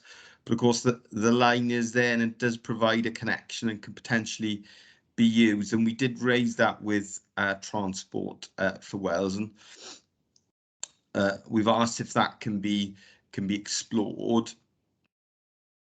On the Bridgend railway station as a hub, I think there's some really exciting opportunities around that. Unfortunately, there's still no direct access to the railway station from the northeast via Tremaines Road, and I think that can bring immediate and very quick benefits in terms of active travel, and also opportunities to encourage more park and ride, because obviously there's extensive parking facilities along Tremaines Road, but currently people have to take a short walk, but it's still a add into the journey to the railway station.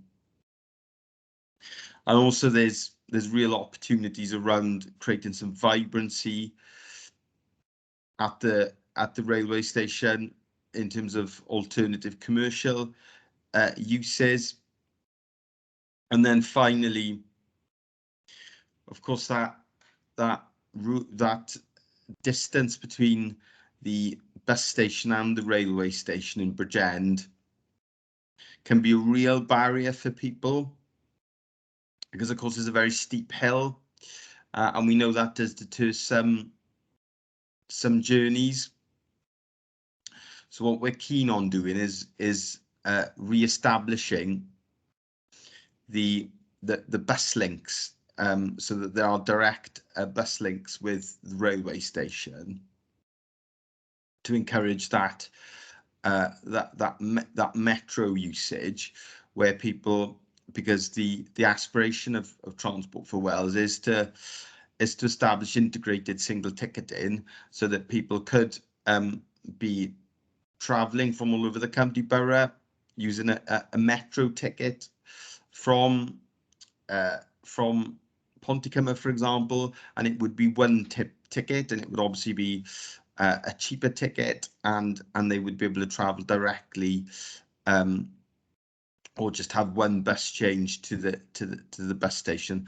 So that's something that Transport for Wales is very keen on, because they recognise the strategic importance of Bridgend railway station, not just to Bridgend County Borough, but to the region, given the number of journeys that currently take place at Bridgend. It is the busiest railway station outside our cities in Wales, and we're confident that we can see usage of that railway station continue to grow post pandemic, particularly as we establish more frequent services through the MyStig service, etc.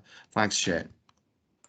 Thank you for that, Leader. Councillor Baldwin, did you want to come in on any points there? It's just in relation to the connectivity between bus and rail, and for people to think that it's not just Bridgend or our region that suffers from this. Less than 10% of our bus routes actually visit train stations across the South East Wales region. So there's a lot of work to be done, as the leader has already pointed out, and some of the work that's going on between Welsh Government and the Cardiff Capital Region City deal is trying to resolve these issues. But it's obviously it is important, and he says it's quite a steep hill. I think it's a very steep hill, to be honest. I don't like walking up there myself, but we need to make sure that our bus routes are getting all of our residents to the train station so that we can create that better connectivity. But it is something Welsh Government and CCR are looking at. Thanks, Chair. Thank you very much for that. Councillor Howells, did you want to come back on any of those points or raise any new points before I move on? No, sorry about that. I didn't my camera on there. It was slow connecting. My screen is flashing. No, that's helpful, Chair. You know, I think it's just a question, as Councillor Baldwin and the leader said previously, is trying to have some sort of joined up approach here, because I think the problem is in the past we've tended to do things in isolation, and we need to look at it across the county better holistically. You know, and I also think, you know, there's a tendency to look east, but we need to look west. You know, I'd like, you know, this is probably pie in the sky, but if we end up with a more frequent train service, you know, from my stake where I live, I'd like to think that not just would we have a train service from my stake going down to Bridgend and on to Cardiff, but I'd like to think we probably could have a train service from my stake going from across towards Cefn Cribwr, joining up in Pyle and going west. You know, those are the sort of things we need to look at. We need to have a more sort of holistic approach, and that's why I said this idea about having some sort of transport hub or interchange at Tondi would fit in with it. So those are the sort of things, you know, if we're moving towards moving away from the car and all that, valley communities cannot survive at the moment with our infrastructure on relying on public transport. You know, I remember when I first started working in Cardiff, there was a dedicated rail link bus coming down from Cymru, down through Cairo, all the way down to my stake and picking up the train. You haven't got that. You know, the links aren't as reliable, and particularly in the night now, coming back, there's no interchange there in my stake at the railway station. But I would hope if we're going to have this Uni Road interchange and a transport hub there, that will be an opportunity for developing that. But I think it's, as the services are at the moment, and the likelihood that it's still going to be a couple of years away from having an increased frequency, it's a real problem. Thanks, Chair. Thank you for that, Councillor Howells. Okay, Councillor Voicey, you've got your hand still up. Is it a legacy hand, or do you want to come in and come back? It's a legacy hand. I just taken it down. Sorry. That's all right. Thought I'd check before I moved on. Didn't want you waving your hand in the air for no reason. Okie doke. So we'll move on then to Councillor Paul Davis, who has a question about buses in the Linfield Valley. I have, yes. I think it's directed at Jonathan, I think, best, Chair. Jonathan, Gareth has stolen a lot of my thunder there. I won't give my Llinfi Valley and Cairo Ward speech on lack of buses again, but what I was saying in the pre-meeting was, the question is basically, if a hub is set up in the Uni Road site, which I welcome. Don't get me wrong, it's fantastic. I'm glad to see that there's more money from the Cardiff City region coming into the county that's going out. That's another good thing. But the problem for me is there, if you can walk there, or if you can drive there, that's fine. But the lack of buses around the Llinfi Valley area, you know, it only increases the use of cars around the area, which, you know, to me is not really what we're trying to achieve here. So as I say, Gareth has stolen the thunder with I know you know the bus situation. The question I got is, what efforts have we made? Because the Welsh Assembly was also mentioned in the pre-meeting, made a manifesto, a commitment to, you know, sort of, well, not privatising the buses, but taking more control of the buses and the routes, etc. Have we contacted anybody through the AM or the MP? I know they've made representations to First Bus, you know, regarding, you know, any increases in these services, because that's where we need to go, which would fit in nicely then with the development of the Uni Road site, you know, with the buses and trains meeting in one place, basically. So has that anything happened with that? Jonathan? Well, as an officer, it's not for me to move things through the political agenda, but it is for you as members. Perhaps you want to take that politically. But what I can confirm is that work through the Regional Transport Authority, and the Regional Transport Authority office is an officer group with that organisation as well, is that we do have a separate subgroup that specifically looks at bus enhancements and looks at the Welsh Government proposals for having greater control over bus. I'm not part of that group. I'm not a bus expert, but I know that there are officers within the region that are working very closely with Welsh Government to see how their Welsh Government's aspirations that can be taken forward, and how the services can be enhanced. And one of them, like the leaders mentioned before, is one ticket approach to the region. And I think fundamentally it does come down to investment and resource as to how these services are delivered. But when we're looking at our strategic transport schemes, we are also planning for now, but we're also planning for years in the future. And when we bring forward, well, hopefully bring forward Uni Road, that will be a 21st century facility that hopefully will be used beyond. And we've got to put the infrastructure in place to allow these changes to happen, and that's what our priorities are. But yes, we are aware in the region that there are issues with bus services, and we know that the pandemic has had a major influence on bus services and bus operations. Some routes have stopped operating due to the lockdowns, and some of them may not have come back fully. We know that people's confidence in using public transport has been dented during the COVID crisis, and it is a matter that there is a matter now of building that confidence back.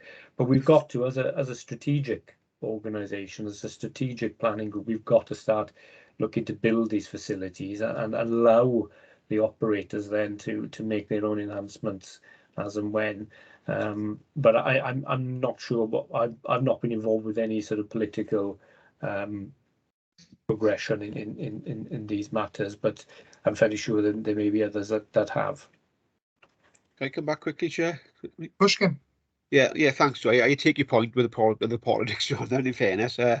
And, you know, yeah, I understand as well that you build a site and they will come sort of philosophy is in place there. You know, you've got to have the facility there for the best to go to. I get that. So I would take that up with the leader then after the meeting, Chair, if that's okay. And perhaps Councillor Baldwin could comment on that, the political side of it. I know if you had rumours that Anchor and the AM and MP have made some headway with especially the Cairo bus. You mentioned, ironically, Jonathan, the COVID cuts, and the Cairo bus, the 72 bus up here, is a COVID cut. It's actually still on the books, but it's not running at the moment. And I know that they are pressing for that to be re-established. So, yeah. Jonathan, can I speak to you after the meeting quickly as well about another matter? Would that be okay to only 2 minutes? Is that okay for some advice? Yeah, of course, yes. Okay, thank you, Chair. Thanks, Chair. No worries. Councillor Baldwin, did you want to make a political point, or? I won't make a political point, but I'll make a point about politics if that's just to express the difference, really. So, there are ongoing discussions, as you said. Anchor Davis and Chris Elmore do meet with First Bus, First Cymru on these issues, and of course there will be ongoing discussions that Anchor Davis has in the Senedd in relation to because of the lifting of the moratorium in relation to local authorities having bus services, bus companies. So all of that is ongoing politically, but I'm not from a political point. But yeah, it is ongoing, and the local authority does meet with First Bus as well to talk about these things. Thank you. Thank you for that, Councillor Baldwin. Councillor Davis, are you happy with that? Yes, yeah, I think I've got the points across. Thank you very much. Thanks very much. No worries. Cheers. All right, then. So I'm going to go to Councillor Gary Thomas, who I know this is not meant to be about road infrastructure, but it is a road question he has, as the Junction 36 is mentioned. So, Councillor Thomas. Thank you, Chair. My gripe is the forgotten Glencairn bypass and Junction 36. It's a hell. You go there any time of day and it's bloody chaos. You know? I attended an inquiry in 2003. Just I become a councillor and at the rugby club in Magenta. And I've heard no more about it, nothing at all, you know. And bring Captain Widders is said it's just absolutely bloody chaos, like everywhere else in Magenta, you know. But we surely need that bypass on the books to come to bring Catherine on the 4061. Thank you, Chair. Thank you very much, Councillor Thomas. Councillor Baldwin, you've got your hand up. I do, just simply the fact that a bypass may have been mentioned in 2003, but I think infrastructure and road planning has moved on significantly in the nearly 20 years. I don't think Welsh Government don't necessarily issue funding for new road building.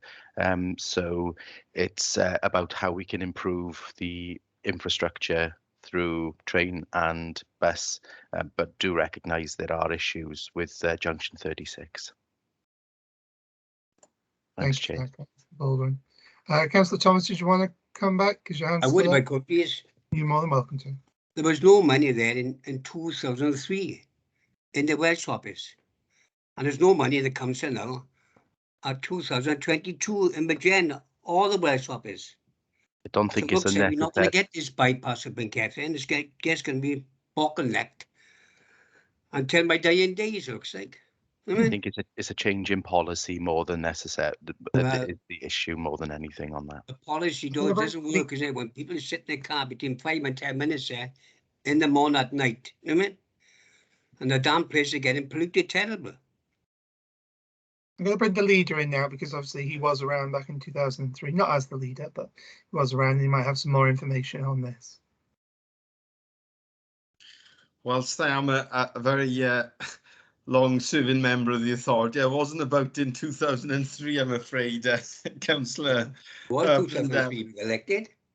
Pardon? We were both elected in 2004, Councillor Thomas. 3 years it was. You do me a year.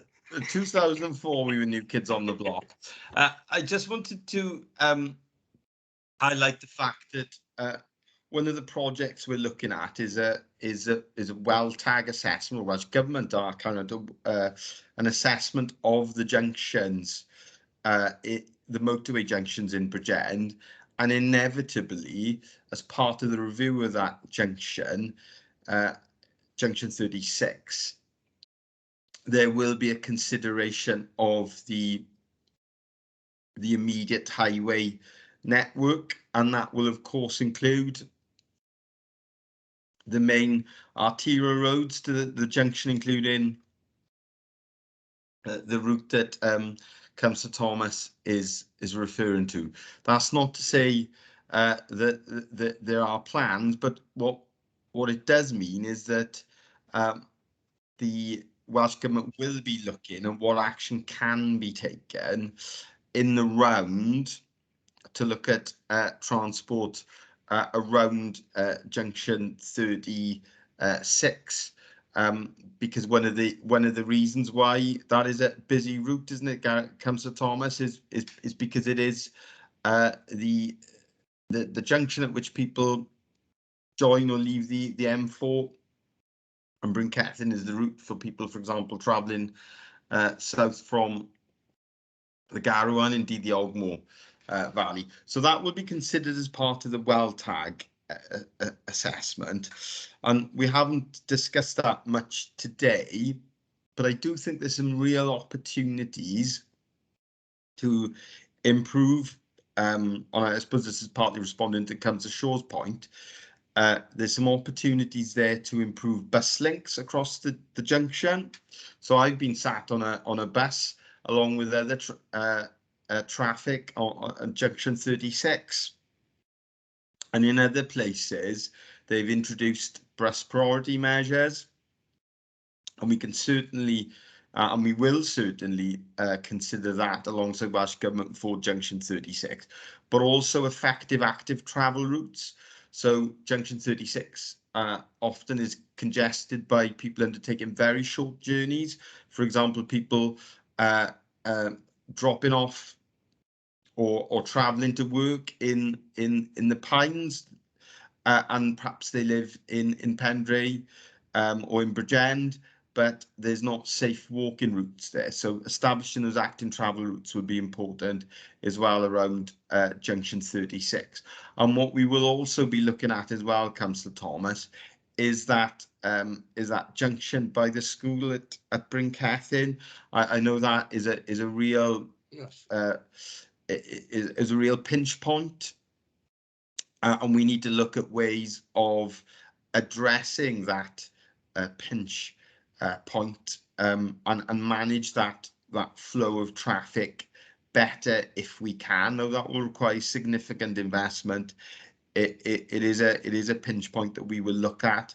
We have previously made bids to Welsh Government, but they have been successful. But we will revisit that, Councillor Thomas, to see if there's any other options, and if that can be looked at again, if there's any funding available, and obviously the environment and traffic flows are now different to what they were just a few years ago. Thanks. Chair. Thanks very much. Thank you both. Thank you for that, Leader.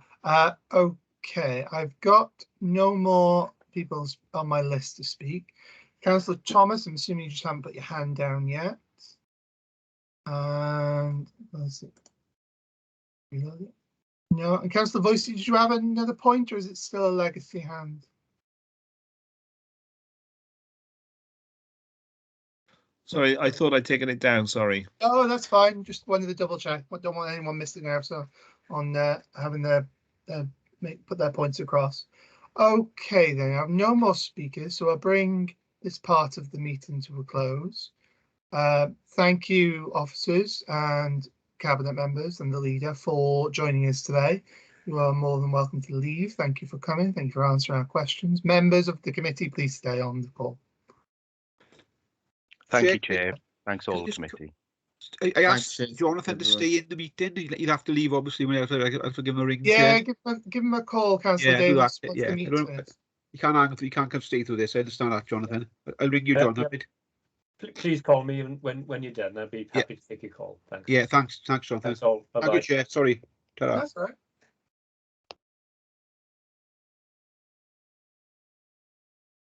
Watching everyone go. I think that's all of them gone now. Yeah. Okie doke. Meryl or Lucy? I know this is for noting, but is there anything that we feel that we should take as sort of a recommendation? Obviously, there's been a number of questions across the whole list of schemes and answers from the cabinet members and the officers. Are there any recommendations that members of the committee wish to make, or are you satisfied with your explanations today? Thank you for that. Councillor Spanzwick. Thank you, Chair, and it's not about Brackler Alt Station. I just think when Jonathan started making his sort of presentation, he said about this is active travel schemes and there's separate list or whatever for road schemes. But then some of the active travel schemes, like Junction 36, really is a road scheme. There's very few people walk or cycle that route. So there's a bit of a. I think we need to look at the whole thing. We're looking at one part of the picture. There's the bigger jigsaw there. And while this is strategic stuff for active travel, I think perhaps we could. I don't know. It needs to have road schemes in it as well. We need to see the whole picture. We're only seeing part of the picture, even though this picture was active travel, does include road schemes. Chair, if I may, perhaps you could, perhaps the committee could suggest that a future report for consideration for the work programme for the next year would include, you know, the other part of this than the road schemes. Yes, yeah, I think I almost agree with that. That makes a sensible approach to look at the whole thing rather than piecemeal. Councillor Shaw, you got your hand up? I have indeed. Thank you, Chair. Yeah, I think the important thing really is to recognise the importance of a strategic themed meeting. So although we've talked about our own areas, and I try to say the valleys rather than just Pontycoma, we've talked about specific issues. The key theme, I think, is to ensure that we continue to have strategic meetings to discuss about, in this case, the transport throughout the whole county, and that embraces all forms of transport, so active transport, active travel, public transport, and the road network. Yeah, but recognise it has to be equitable throughout the county. That would be my view on it. Thank you very much. Thank you very much, Councillor Shaw. I agree with you absolutely there on that point. I don't think members will disagree. Councillor Howells. Yeah, thanks, Chair. You know, I think that the issue about having a strategic and a joined up approach is right, but I also think that one of the things that gets me is, you know, we've talked about Cardiff centric. You know, if you look at the aspiration with the metro, the South Wales Metro, and as the leader said, it was integrated. I think we ought to be making some sort of comments in relation to getting the council to press the Welsh Government in relation to more direction with bus companies about bus routes. I spoke about that in the pre-meeting. I'd like to see something put in on that. I'd also like to see something put in. I raised this issue about a transport hub at Tondy for the valleys, and the idea of, you know, is there an option of light rail coming down, you know, the line going up the Garw and Ogmore, that part of the line is still there. So is there an option there of exploring light rail there?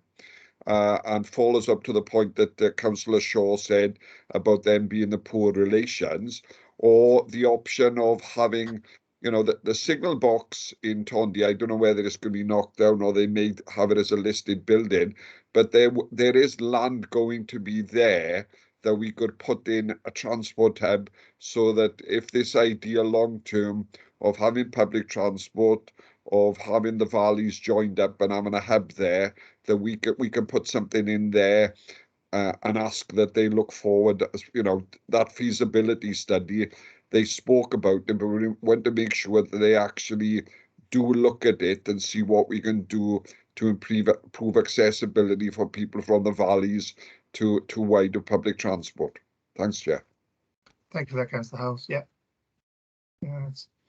Members will be in agreement to that.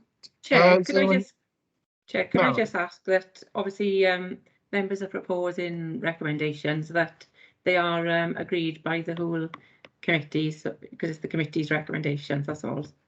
No, that's fine. Obviously, I'm just adding them in, and we're just, if any members obviously do think that they don't agree with them or we shouldn't have them in, obviously please come in. Should be saying I agree with that rather than, I'm sure the committee will be fine with that. For the sake of clarity, thank you, Meryl. Anyone have anything else they'd like to put as a recommendation, or does anyone think we should be discussing these recommendations? They don't go far enough, or you think they go too far? Obviously, come in now. Raise your hand. Anyone has any objections, obviously, to any of the recommendations we've spoken about? I'm not seeing any great rush for hands, so I'm content with that. Does anyone have anything else they'd like to put as a recommendation?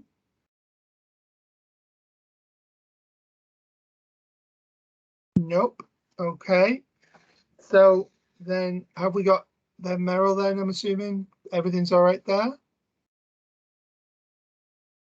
Yes, Chair, I've got those. Thanks. No worries.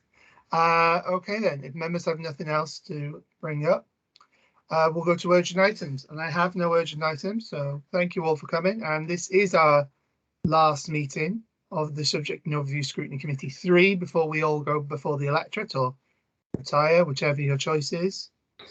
I just want to say thank you, everyone, and good luck in whatever happens. If you're retiring, have fun. If you stand